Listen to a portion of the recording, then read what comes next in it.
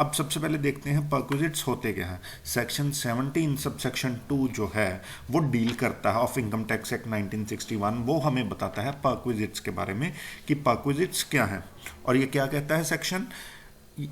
Basically ये section हमें बताता है कि क्या क्या चीज़ें परक्विजिट्स में फॉल कर सकती हैं, क्या क्या चीज़ें हैं जो आइटम्स हैं जो क्वालिफाई करेंगे to be a perquisite.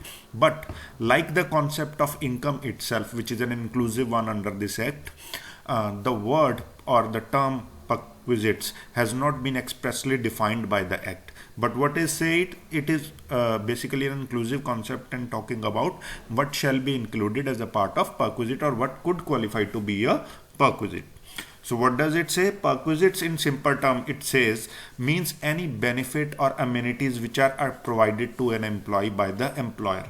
So these facilities could be directly provided or they could be indirectly provided. So any type of benefit or facility which is being provided to employees by the employer qualifies to be a perquisite or a perk. ठीक है, ये directly भी हो सकती है और indirectly भी हो सकती है. It could be in cash और it could be in kind.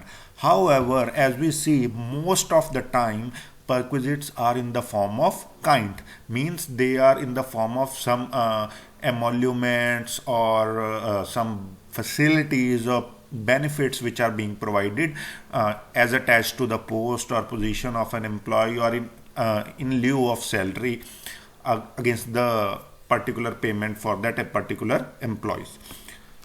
सो अगर सिंपली हम बात करें तो basically it is any casual emolument which is being paid to an employee and most probably as we talked which shall be attached to the office or the post that the employee is holding. So it is immaterial basically कि वो अपनी employer जो है अपनी मर्जी से provide किया कर रहा है या he or she or the concerned organization is providing such benefits or facilities or amenities as a part of statutory or legal obligation. So वो अपनी तरफ से खुद voluntarily organization प्रोवाइड कर रही है, एम्प्लॉयर प्रोवाइड कर रहा है या किसी लीगल रिक्वायरमेंट के अंदर प्रोवाइड कर रहा है facilities, that is immaterial. What is material is that the said facility or benefit has been or is supposedly been provided to that particular employee. So perquisites की अगर हम बात करें they are included in the salary only when they are received from employer. अगर वो employer की बजाय किसी और पर्सन से रिसीव हो रहे हैं सो either they will go under the head business और प्रोफेशन और they will go under the head income from other sources. For example income from other sources की बात करें तो एक डॉक्टर है कोई, ठीक है, उसने किसी पेशेंट का इलाज करा और वो पेशेंट की जो डिजीज़ का जिसका उसने ट्रीटमेंट करा उसको पेशेंट को वो कहीं भी किसी भी और जगह से उस डिजीज़ की रिकवरी नहीं हो पा रही थी. So out of regard or going by the wonderful treatment that patient received from the doctor concerned, सो उसने क्या किया, उसने आउट ऑफ रिगार्ड उसने अपनी कार जो है बाहर खड़ी थी ऑडी वो उसकी कीज डॉक्टर को दे दी, वो डॉक्टर को हैंड ओवर कर दी. सो डॉक्टर को अदरवाइज तो सैलरी मिल ही रही है हॉस्पिटल से, but and that concern patient is not an employer of that concern doctor. ठीक है, सो उसने कुछ ऐसी अपनी कार दे दी as a regard from that particular treatment और एनी हाउ और एनी अदर फैसिलिटी. सो उस केस में वो हो जाएगी उस डॉक्टर की income from other sources and it shall not be a part of perquisite. Because why so? Because it has not been provided by the employer to the that particular doctor. अगर वो employer provide करे, अगर hospital provide करे उसको अच्छी car की facility तो वो बनेगा उसका परक्विजिट और सैलरी का हिस्सा माना जाएगा. अगर वो डॉक्टर प्रोवाइड नहीं कर रहा तो उस केस में किसी और थर्ड पार्टी से मिल रहा है तो वो इधर that shall be going under the head income from और profit and gains from business और प्रोफेशन या इनकम फ्रॉम अदर सोर्सेज. उसके बाद हम एक ब्रीफ इलस्ट्रेशन यहाँ देखते हैं कि क्या क्या चीज़ें हैं जो परक्विजिट्स में फॉल कर सकती हैं, क्या क्या एग्जांपल्स हो सकती हैं जो परक्विजिट्स क्वालिफाई करेंगे, क्या क्या फॉर्म्स होती हैं परक्विजिट्स की. कोई रेजिडेंशियल अकोमोडेशन प्रोवाइड करी गई है, होटल में अकोमोडेशन प्रोवाइड करी गई है up to 15 days during transit and so on. ठीक है, तो वो जो है अलाउ फ्री है, अदरवाइज अगर 15 डेज से ज़्यादा हो गई तो उस केस में वो होटल अकोमोडेशन परक्विजिट माना जाएगा। कोई use of motor car facility provide कर दी, services of sweeper, gardener, watchman, कोई गैस इलेक्ट्रिसिटी का बिल पे कर दिया एम्प्लॉय के बिहाफ पे, एजुकेशनल फैसिलिटी दे दी उसके बच्चों को फ्री में, कोई ट्रांसपोर्ट फैसिलिटी उसको प्रोवाइड कर दी एम्प्लॉय को, कोई उसकी लाइफ इंश्योरेंस पे प्रीमियम जो था वो एम्प्लॉय ने पे करना था बट वो एम्प्लॉयर ने पे कर दिया, उसको ई सोप्स और स्वेट इक्विटी शेयर्स इशू कर दिए for contributing towards the organisation. Then उसके सुपर एन्युएशन फंड में एम्प्लॉयर ने कंट्रीब्यूट कर दिया, कोई इंटरेस्ट फ्री लोन दे दिया उसको, ट्रैवलिंग का खर्चा दे दिया, टूरिंग अकोमोडेशन प्रोवाइड कर दी, या फ्री में खाना दे दिया during the course of office hours और एनी हाउ, कोई गिफ्ट वाउचर्स दे दिया। इन सब की अलग अलग परक्विजिट्स की अलग अलग लिमिट्स भी आएंगी कि कितने लिमिट्स तक कई अलाउड हैं, कई उसके बाद जो हैं वो परक्विजिट माने जाएंगे, उससे नीचे परक्विजिट वैल्यू में नहीं माने जाएंगे, as we will be seeing in the session two evolve. Then कोई मेंबरशिप फीस पे करी गई, कोई क्लब मेंबरशिप दे दी उसको फ्री ऑफ कॉस्ट, कोई मूवेबल एसेट था for example AC, furniture, any other item, vehicle, two wheeler, वो जो है एम्प्लॉय को ट्रांसफ़र कर दिया, कंपनी का था या एम्प्लॉयर का था, कोई कोई और बेनिफिट या फैसिलिटी दे दी, कोई सर्विस प्रोवाइड कर दी, मेडिकल फैसिलिटीज़ प्रोवाइड की इंडिया में या इंडिया से बाहर, और लीव ट्रैवल कंसेशन मतलब एम्प्लॉयज़ की पूरी सर्विस के दौरान जितनी लीव्स ड्यूज थी उसके अगेंस्ट उसने अब उसको कैश पेमेंट करी गई, तो वो कितनी अलाउड है कितनी नहीं अलाउड उस हिसाब से भी वो परक्विजिट क्वालिफाई कर जाएगी। So these are the basically examples of what qualifies to be a perquisite or what type of facilities could take the form of a perquisite. उसके बाद अगर हम बात करें कि क्या क्या चीज़ें हैं जो परक्विजिट नहीं क्वालिफाई करती, नहीं माननी, उनमें आ जाएगा कोई ऐसा व्हीकल जो कंपनी प्रोवाइड कर रही है for journey for official purpose. For example जैसे आप देखते हो प्राइवेट सेक्टर में कैब्स के थ्रू एम्प्लॉयज़ को पिक किया जाता है for getting them back to the office में आने जाने के लिए, लाने के लिए और वापस छोड़ने के लिए घर में। सो अगर वो कैब फैसिलिटी प्रोवाइड की जा रही है to a group of employees और to employees for working for official purpose or going from office to a particular client for executing a business deal for official purpose, तो उस case में उस जो फैसिलिटी है जो एमिनिटी प्रोवाइड की जा रही है उसको परक्विजिट नहीं मानेंगे। और क्या चीज़ आ जाएगी, कोई ऐसी मेडिकल ट्रीटमेंट प्रोवाइड की गई एम्प्लॉय को या उसके किसी फैमिली मेम्बर को किस में, एक ऐसे हॉस्पिटल में जो कि एम्प्लॉयर जो है वो खुद मेंटेन कर रहा है, मतलब एम्प्लॉयर का ही, उस ऑर्गेनाइजेशन का ही एक अपना हॉस्पिटल है और वहाँ पर मेडिकल ट्रीटमेंट प्रोवाइड करी गई एम्प्लॉय को या उसके फैमिली मेम्बर को for specified notified diseases, specified disease के केस में ही, या इंडिया से बाहर भी हो सकता है अंडर प्रिस्क्राइब्ड सर्कमस्टांसेस। कौन प्रिस्क्राइब करता है, आरबीआई लिमिट्स और डिजीज नोटिफाई करता है, अगर उनके कॉन्टेक्स्ट में है तो उसको परक्विजिट नहीं क्वालिफाई करना। देन कोई प्रीमियम पे किया हेल्थ इंश्योरेंस के कॉन्टेक्स्ट में, लाइफ इंश्योरेंस के कॉन्टेक्स्ट में अभी हमने पिछली स्लाइड में बात करी, वो परक्विजिट माना जाएगा। बट अगर हेल्थ इंश्योरेंस की स्कीम के रिगार्डिंग कोई प्रीमियम पे कर दिया एम्प्लॉयर ने, तो वो स्कीम जो कि सेंट्रल गवर्नमेंट ने अप्रूव की है, नोटिफाइड की है, तो उस केस में वो जो है वो परक्विजिट नहीं माना जाएगा। जैसे कि आप देखते हो गवर्नमेंट ऑर्गेनाइजेशंस हो गई एंड लाइकवाइज वहाँ पर क्या है, ग्रुप इंश्योरेंस स्कीम होती है हेल्थ इंश्योरेंस, तो वो organisation at times pay for it for all covering the health of all employees, so उस केस में वो जो है वो परक्विजिट नहीं माना जाएगा। देन कोई रीएम्बर्समेंट करी गई एम्प्लॉयर द्वारा एम्प्लॉय को वापस, रीएम्बर्समेंट मीन्स कि खर्चा पहले एम्प्लॉय ने खुद कर लिया बट उसके बाद उसने बिल्स लाकर एम्प्लॉयर को दी और एम्प्लॉयर ने वो बिल्स को प्रोसेस करके जितने के अमाउंट के वो बिल हैं, जितना खर्चा एम्प्लॉय ने अपनी जेब से किया था उतने पैसे उसको वापस कर दिए, उसको बोलते हैं रीइंबर्समेंट। सो अगर मेडिकल ट्रीटमेंट पे कोई रीइंबर्समेंट किए हैं एम्प्लॉय ने अपने बिहाफ पे, तो या अपने फैमिली मेम्बर के कॉन्टेक्स्ट में, तो वो अलाउड है, वो वापस किए जा सकते हैं, बट उसकी सीलिंग है up to ₹15,000 a year only. अगर उससे ज़्यादा है तो वो नहीं एग्जम्प्ट नहीं होगा परक्विजिट में। देन टाइप्स ऑफ परक्विजिट्स की अगर बात करें तो किस किस तरह के परक्विजिट्स हो सकते हैं। बेसिकली जैसे कि हमने अलाउंसेस में बात करी थी, वैसे ही परक्विजिट्स की भी 3 कैटेगरीज आती हैं हमारे पास। सबसे पहले वो परक्विजिट्स जो कि एग्जम्प्ट हैं for all type of employees, then वो वाले परक्विजिट्स या वो वाली बेनिफिट्स और फैसिलिटीज जो टैक्सेबल हैं सब तरह के एम्प्लॉयज़ के लिए, एंड फाइनली वो वाले परक्विजिट्स जो कि टैक्सेबल हैं only for specified employees, and as we will be seeing what qualifies to be a specified employee. सबसे पहले बात करते हैं एग्जम्प्ट्स पर्क की, कि कौन कौन तरह की एग्जाम्पल्स हैं, कौन कौन सी तरह के परक्विजिट्स हैं जो कि एग्जम्प्ट हैं। उनमें कौन कौन सी चीज़ें आ जाएंगी, कोई फ्री मेडिकल फैसिलिटी प्रोवाइड की जा रही है या मेडिकल एक्सपेंडिचर रीइंबर्स किया जा रहा है, कोई रिफ्रेशमेंट सप्लाई किया जा रहा है। Refreshment means it should not be meals, ठीक है, कंप्लीट मील्स नहीं होने चाहिए, सिर्फ रिफ्रेशमेंट की फॉर्म में होना चाहिए।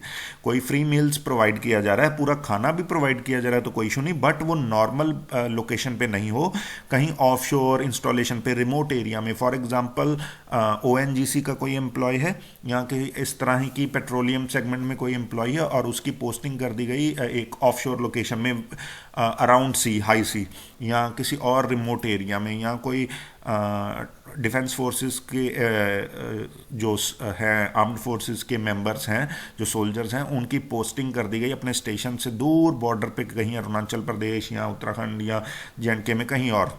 सो वहाँ पर जो रिमोट एरिया में जब वो होंगे तो वहाँ पर अगर उनको खाना प्रोवाइड किया जाएगा तो वो परक्विजिट नहीं मानना, वो एक फ्री फैसिलिटी मानी जाएगी, वो परक्विजिट्स में क्वालिफाई नहीं करेंगे, वो उनकी सैलरी में ऐड नहीं करेंगे, बेनिफिट नहीं मानेंगे।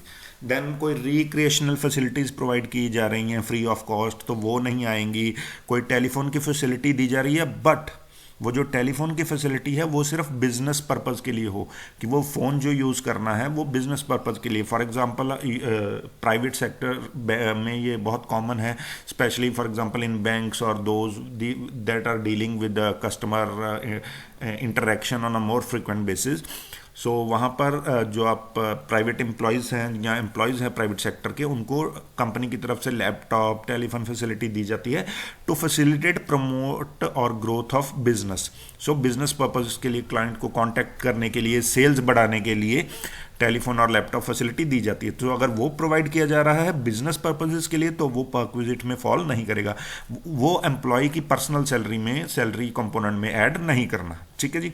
कोई एजुकेशन फैसिलिटी प्रोवाइड की जा रही है अपने रिसोर्सेज के थ्रू, अप टू 1000 रुपीज़ पर month for one child, that is allowed, that is free exempt.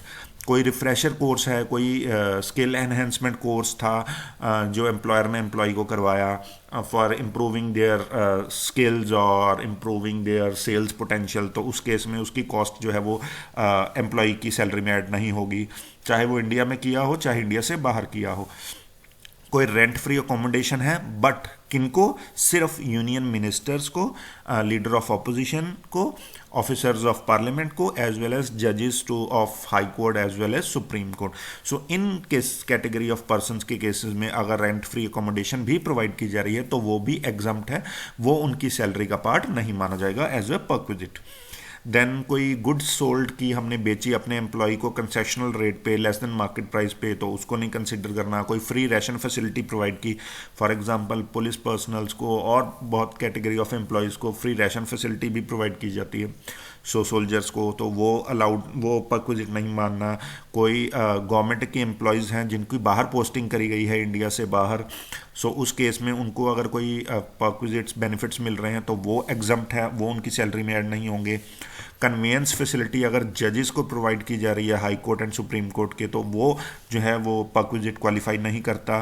Convince facility provide की जा रही है एम्प्लॉयज़ को फ्रॉम गोइंग टू और coming to back from office, जैसे कि अभी हमने बात की गुड़गांव, नोएडा वगैरह में, गुरुग्राम में, सब जगह बहुत कॉमन है BPOs में या अदरवाइज बैंकिंग सेक्टर में और प्राइवेट सेगमेंट में, कि एक कॉमन कैब पुल अप होती है, वो डिफरेंट एरिया से क्रॉस ओवर करते हुए सब एम्प्लॉयज़ को पिक करती है और सुबह ऑफिस लाती है और रात को या आफ्टर शिफ्ट खत्म होने के बाद उनको वापस छोड़ के जाती है। सो अगर ऐसी कोई कन्वेंस फैसिलिटी प्रोवाइड की जा रही है तो वो एग्जम्प्ट है, वो एम्प्लॉयज़ की सैलरी का पार्ट नहीं माना जाएगा।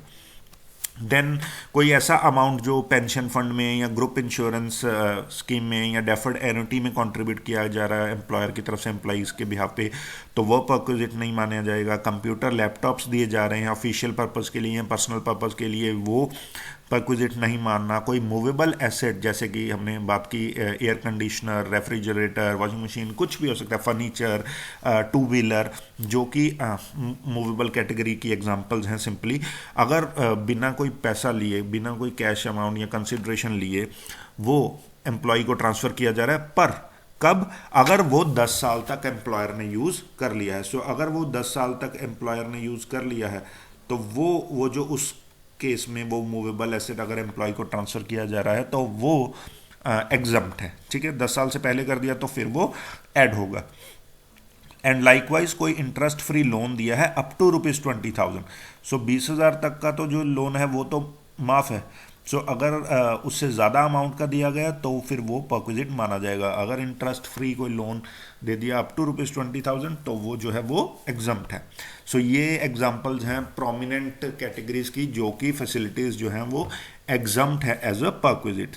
अब बात करते हैं perquisites which are taxable specifically. एक और लास्ट पॉइंट इसमें आता है इनकम टैक्स अगर कोई पे किया गया है एम्प्लॉयर द्वारा एम्प्लॉय की सैलरी पे या एक्सीडेंट इंश्योरेंस प्रीमियम पे आउट किया गया है तो उस केस में ये सारी चीज़ें जो हैं वो क्वालिफाई करेंगी बीइंग एन एग्जम्प्ट पर्क। अब बात करते हैं परक्विजिट सेकंड कैटेगरी, जो कि परक्विजिट्स जो है वो टैक्सेबल है सब तरह के एम्प्लॉयज़ के लिए। वो कौन कौन से, उसमें प्रोमिनेंट कौन कौन सी कैटेगरीज आ सकती हैं? सबसे पहला इंपॉर्टेंस है रेंट फ्री हाउस। सो अगर रेंट फ्री अकोमोडेशन दी जा रही है तो उसकी वैल्यू जो है एम्प्लॉयज़ की सैलरी में ऐड करनी है। बट किन केसेस में ऐड नहीं करनी? जैसे कि अभी हमने पिछली स्लाइड में किया, अगर वो जजेस को प्रोवाइड किया जा रहा है, यूनियन मिनिस्टर्स को प्रोवाइड किया जा रहा है, लीडर ऑफ अपोजिशन को प्रोवाइड किया जा रहा है, ऑफिसर्स ऑफ पार्लियामेंट को प्रोवाइड की जा रही है, तो उस केस में रेंट फ्री अकोमोडेशन की वैल्यू उनकी सैलरी में ऐड नहीं होगी। बट इनके अलावा कोई भी कैटेगरी ऑफ एम्प्लॉयज़ हो तो उसके केस में रेंट फ्री अगर अकोमोडेशन या हाउस फैसिलिटी प्रोवाइड की जा रही है तो वो सैलरी के एम्प्लॉय की सैलरी का हिस्सा माना जाएगा। कोई और ऑब्लिगेशन जो है एम्प्लॉय की थी उसने पे आउट करनी थी बट वो एम्प्लॉयर पे कर रहा है। फॉर एग्जांपल कोई एजुकेशन फैसिलिटी उसके बच्चों की, गैस इलेक्ट्रिसिटी का उसका बिल घर का, कोई इनकम टैक्स उसके बिहाफ पे एम्प्लॉयर पे कर रहा है, सैलरी ऑफ डोमेस्टिक सर्वेंट्स हैं, घर में मेड रखी थी बट उसके पैसे एम्प्लॉयर दे रहा है तो वो जो है वो टैक्सेबल माना जाएगा सब एम्प्लॉयज़ के केसेस में। सिमिलरली कोई लाइफ इंश्योरेंस की पॉलिसी के कॉन्टेक्स्ट में कोई लाइफ इंश्योरेंस को इफेक्ट करने के लिए पॉलिसी ली और उसका या एन्युटी के लिए, तो उसके केस में वो जो है अमाउंट जो है वो एक टैक्सेबल फैसिलिटी परक्विजिट माना जाएगा एक्सेप्ट रिकॉग्नाइज्ड प्रोविडेंट फंड और एनुअल सुपरएनुएशन फंड। देन कोई स्पेसिफाइड सिक्योरिटी या स्वेट इक्विटी शेयर्स एलोकेट कर दिए जिनका ये पर्पज़ ही मेन होता है कि टू मोटिवेट एम्प्लॉयज़। तो अगर उनको कोई कंपनी के शेयर्स इशू कर दिए एम्प्लॉयज़ को एज अ बोनस और एज अ रिगार्ड, तो उस केस में वो भी जो उसकी वैल्यू होगी शेयर्स की वैल्यू वो भी एम्प्लॉयज़ की सैलरी का हिस्सा माना जाएगा, वो भी उनकी सैलरी में टैक्सेबल होंगे, ऐड होंगे परक्विजिट। कोई कंट्रीब्यूशन की है अप्रूव्ड सुपरएनुएशन में फंड में, कोई इंटरेस्ट फ्री लोन दे दिया बट कितना हमने अभी पीछे एग्जाम्प्ट में चेकआउट किया था 20,000 तक माफ़ है, अगर उससे ज़्यादा दे दिया तो वो टैक्सेबल बन जाएगा। देन कोई ट्रैवलिंग टूरिंग के लिए खर्चा दे दिया तो जो डिफरेंस होगा जितना एग्जाम्प्ट है और बाकी उतना कंसिडर होगा। Food and beverage facility provide कर दी तो अप टू ₹50 पर मील तक तो वो अलाउड है, अगर उससे ज़्यादा हुई तो उस केस में वो एक टैक्सेबल बेनिफिट या फैसिलिटी माना जाएगा। कोई गिफ्ट या टोकन जैसे हमने बात करी अगर 5,000 तक की वैल्यू तक का है तो वो एग्जम्प्ट है, अगर 5,000 से ज़्यादा है तो वो उसकी बेनिफिट या फैसिलिटी एम्प्लॉय की माना जाएगा, उसको गिवन है, सो वो उसकी सैलरी का पार्ट बनेगा। हाँ, ये 5,000 की जो लिमिट है बेसिकली ये है फॉर गिफ्ट इन काइंड। अगर कैश में दिया गया so any amount which is given even if it is less than ₹5,000, so cash के केस में अगर वो 5,000 से कम भी हो तब भी वो टैक्सेबल है, उसकी सैलरी का हिस्सा मानना ही मानना है। कोई क्रेडिट कार्ड फैसिलिटी प्रोवाइड कर दी, कोई क्लब फैसिलिटी प्रोवाइड कर दी एम्प्लॉय को तो वो भी टैक्सेबल है। कोई मूवेबल एसेट ट्रांसफ़र कर दिया एम्प्लॉय को एक्सेप्ट कंप्यूटर्स या लैपटॉप्स और मोबाइल फ़ोन जैसे हमने बात की, और उस केस में 10 साल से पहले तो वो टैक्सेबल माना जाएगा। कोई और अमेनिटी प्रोवाइड की तो उस केस में भी वो टैक्सेबल माना जाएगा। सो अगर हम बेसिकली बात करें स्नैपशॉट में तो फुली एग्जम्प्टेड या एग्जम्प्ट जो पर्क्स हैं उनमें क्या क्या एग्जांपल्स आ सकती हैं। कोई ग्रुप इंश्योरेंस की तरह की पेमेंट कर दी, लैपटॉप फैसिलिटी दे दी, टेलीफोन, जो कि ऑफिशियल पर्पज़ के लिए यूज़ करनी है, so for using for on official purposes. Gift 5,000 तक के एग्जम्प्ट हैं। कोई सिक्योरिटीज़ ट्रांसफ़र कर दी तो वो एग्जम्प्ट है। उसके केस में अदर एसेट जो 10 साल तक यूज़ किया, मूवेबल एसेट, सो उससे अगर बाद 10 साल के ट्रांसफ़र किया तो एग्जम्प्ट है, अगर 10 साल से पहले कर दिया तो एग्जम्प्ट नहीं होगा। लोन फैसिलिटी 20,000 तक एग्जम्प्ट है। लोन अगर दिया गया कोई ट्रीटमेंट ऑफ मेडिकल एक्सपेंसेस, कोई स्पेसिफाइड डिजीज़, तो वो एग्जम्प्ट है। Credit card facility official purpose के लिए गिवन है तो एग्जम्प्ट है। हेल्थ क्लब दे दिया गया फॉर तो वो एग्जम्प्ट है। कॉर्पोरेट में कोई मेंबरशिप थी, उसकी इनिशियल फी पे की गई एम्प्लॉयर द्वारा एम्प्लॉय के बिहाफ पे, वो एग्जम्प्ट है। ऑफिशियल पर्पज़ में कोई और अलाउंसेस दे दिया, मील्स दे दिए, रिमोट एरिया में मील्स दे दिए, तो वो एग्जम्प्ट है। 50 रुपये तक मेन ऑफिस में भी, जहाँ पर नॉर्मल पोस्टिंग है वहाँ पर भी 50 रुपीज़ तक अलाउड है। उससे ज़्यादा अगर पर मील कॉस्ट बनती है उस मील की तो वो ऐड किया जाएगा सैलरी में। रिमोट एरिया में अगर कोई मील्स मिल रहे हैं तो वो सारे के सारे एग्जम्प्ट हैं।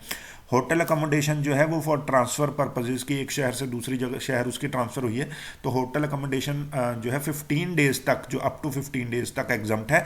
अगर 15 दिन से ज़्यादा की अकोमोडेशन होटल में ट्रांजिट अकोमोडेशन या वैसे अकोमोडेशन मिली है तो वो उसकी सैलरी का हिस्सा माना जाएगा, ऐड करना है। एजुकेशन फैसिलिटी 1,000 रुपये तक पर चाइल्ड अलाउड है, 2 चाइल्ड के लिए। सो साल का हो गया approximately 2400 for 2 and 1200 for 1 child. Then कोई ट्रेनिंग फैसिलिटीज़ प्रोवाइड की गई वो एग्जम्प्ट है। सेक्शन 10 सब सेक्शन 16 जो कि एग्जम्प्ट इनकम्स की बात करता है, अगर कोई स्कॉलरशिप प्रोवाइड की गई तो वो गवर्नमेंट की तरफ से या एनी हाउ तो वो एग्जम्प्ट है। मेडिकल फैसिलिटी 15,000 तक एग्जम्प्ट है, जैसे कि हमने बात करी। अगर खुद के हॉस्पिटल में या गवर्नमेंट हॉस्पिटल में मेडिकल फैसिलिटी प्रोवाइड की जा रही है, उसका खर्चा एम्प्लॉयर कर रहा है, वो भी एग्जम्प्ट है। अगर स्पेसिफाइड डिजीज़ के लिए भी मेडिकल फैसिलिटी यूज़ की जा रही है तो, और ज़रूरी नहीं है कि वो गवर्नमेंट हॉस्पिटल या ऑन हॉस्पिटल में ही हो, वो कोई भी अप्रूव्ड हॉस्पिटल हो सकता है। It could be a private hospital as well, but it shall be an approved hospital, तो वो भी एग्जम्प्ट मानी जाएगी। सो इन सारे केसेस में बेसिकली जो हम बात कर रहे हैं, ये सारी facilities are the prominent examples of perquisites which are exactly fully exempt. ठीक है जी। देन हम बात करते हैं कि परक्विजिट्स की ओवरऑल डिस्कशन जो अभी तक हमने पढ़ा, उसके बिहाफ पे परक्विजिट्स किस किस तरह का फॉर्म ले सकते हैं, किस किस फॉर्मेट में हो सकते हैं, क्या क्या उनका रूप या स्ट्रक्चर हो सकता है। So perquisite could be a rent free accommodation under section 17 subsection 2(1). They could be concession in rent section 17 subsection 2 sub clause 2, या कोई ऐसी फैसिलिटी या एमेनिटी प्रोवाइड की गई फ्री ऑफ कॉस्ट या कंसेशन पे किसी ऐसे एम्प्लॉय को जो कि डायरेक्टर है, या कोई ऐसे एम्प्लॉय को जो कि सब सिग्निफिकेंट या सब्सटेंशियल इंटरेस्ट रखता है कंपनी में, या कोई ऐसा एम्प्लॉय जिसकी सैलरी नॉन मॉनेटरी बेनिफिट्स को अगर हम निकाल दें तो 50,000 से ज़्यादा है फॉर पर्टिकुलर ईयर। सो अगर इन 3 कंडीशंस में वो एम्प्लॉय फॉल करता है तो उस केस में भी जो है अगर उसको कोई भी वैल्यू ऑफ फैसिलिटी या बेनिफिट प्रोवाइड किया गया फ्री ऑफ कॉस्ट या कंसेशन पे, तो वो परक्विजिट माना जाएगा। और ये 3 कंडीशंस बेसिकली हमें क्या बताती है, जो हमने 3rd कैटेगरी की थी स्पेसिफाइड एम्प्लॉयज़ की। स्पेसिफाइड एम्प्लॉय कौन होगा?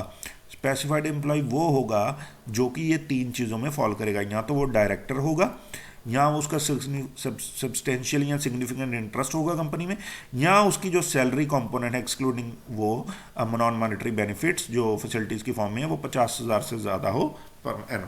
सो उस केस में अगर वो 3 कंडीशंस को सेटिस्फाइड करता है तो वो क्या बन जाएगा, एक स्पेसिफाइड एम्प्लॉय।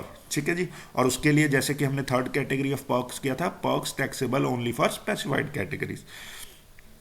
सो और क्या हो सकता है, परक्विजिट कोई सम पे किया गया एम्प्लॉयर द्वारा for fulling any obligation of employee, जैसे कि हमने बात की थी gas facility, electricity, domestic servant, ये सारे चीज़ें की एग्जांपल जो है ये कोई भी ऑब्लिगेशन हो जाती है, हम इसको क्वालिफाई करते हैं जो एम्प्लॉय की थी और एम्प्लॉयर पे कर रहा है under section 17 sub section 2 clause 4।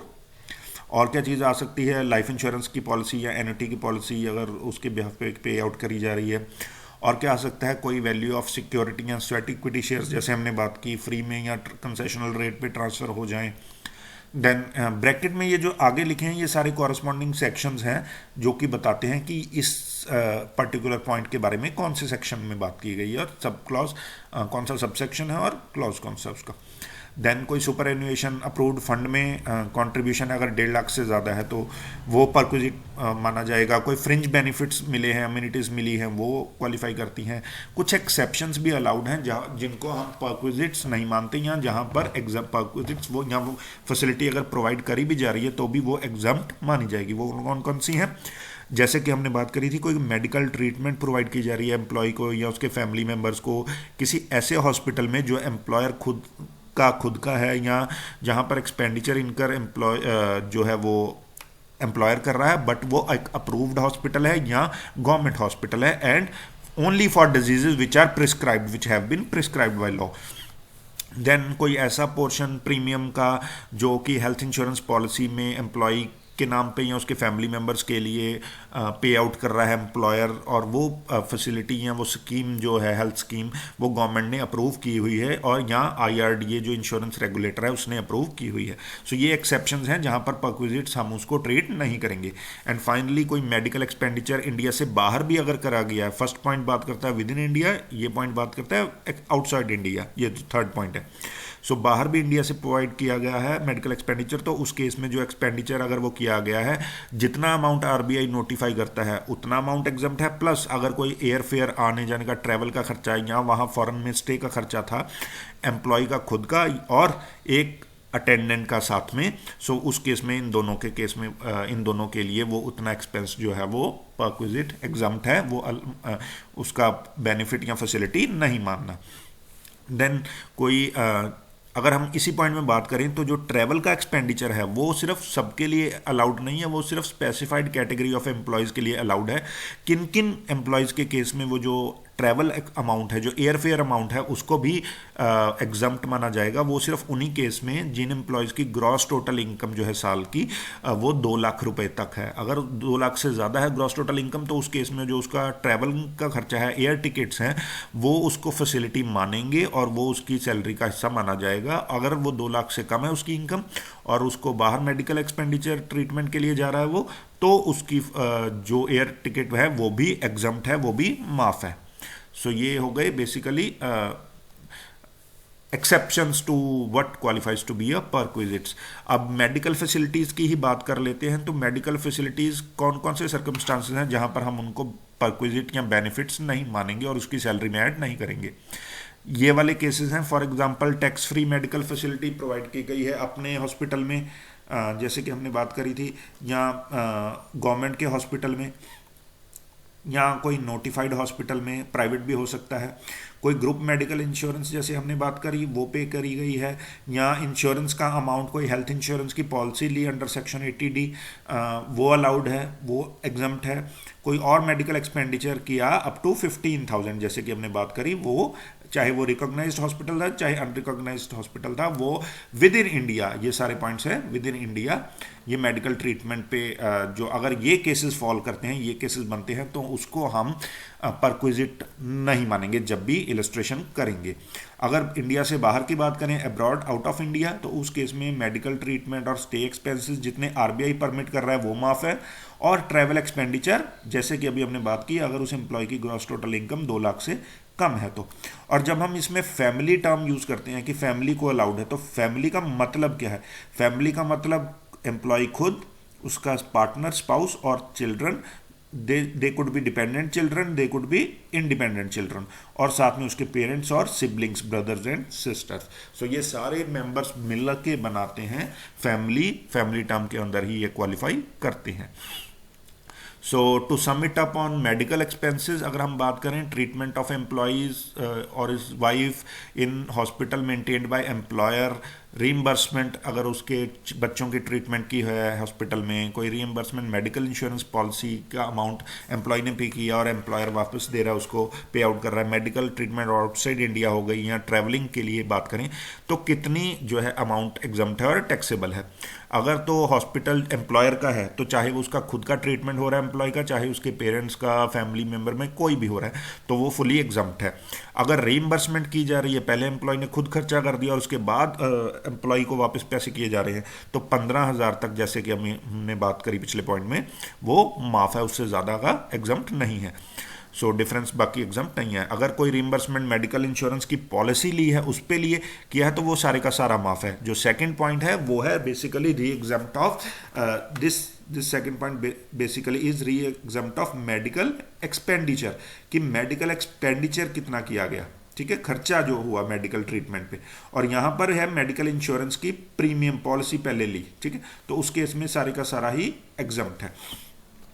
Then अगर आउटसाइड इंडिया ट्रीटमेंट है तो लिमिट्स जो आरबीआई की है वहाँ तक माफ है। और अगर फॉरेन कंट्री के ट्रैवल की बात करें तो अगर उसकी ग्रॉस टोटल इनकम 2 लाख तक है तो माफ है, अगर उससे ज़्यादा है तो माफ नहीं है। So this was about medical treatment और the process of computation of perquisite or qualifying for benefit of perquisite or benefit as facility for medical treatment purposes or medical expenses being incurred on behalf of employee or as a part of computing his salary income। अगर हम third category की बात कर लें कि जो सिर्फ taxable है स्पेसिफाइड एम्प्लॉयज़ के लिए, तो उसमें कौन से आ सकते हैं, जैसे कि अभी हमने बात करी, स्पेसिफाइड एम्प्लॉय कौन होगा, जो डायरेक्टर होगा या जिसका सब्सटेंशियल इंटरेस्ट होगा। सब्सटेंशियल इंटरेस्ट का मतलब 20% एटलीस्ट उसकी वोटिंग पावर होगी कंपनी में, ठीक है जी। या उसके नॉन मॉनेटरी जो बेनिफिट्स को निकाल दें तो जो मॉनेटरी सैलरी इनकम है 50,000 से ज़्यादा है साल की, तो वो बना जाएगा स्पेसिफाइड एम्प्लॉय, ठीक है जी। उसके केस में पर्क्स कौन से टैक्सेबल है, कार फैसिलिटी अगर उसको प्रोवाइड की जा रही है, फ्री एजुकेशन फैसिलिटी उसके बच्चों को प्रोवाइड की जा रही है, कोई डोमेस्टिक सर्वेंट्स, गैस सप्लाई और कोई भी तरह की फैसिलिटी प्रोवाइड की जा रही है, तो वो जो सारी की सारी ये फैसिलिटीज़ हैं ये स्पेसिफाइड एम्प्लॉयज़ के केस में टैक्सेबल मानी जाए।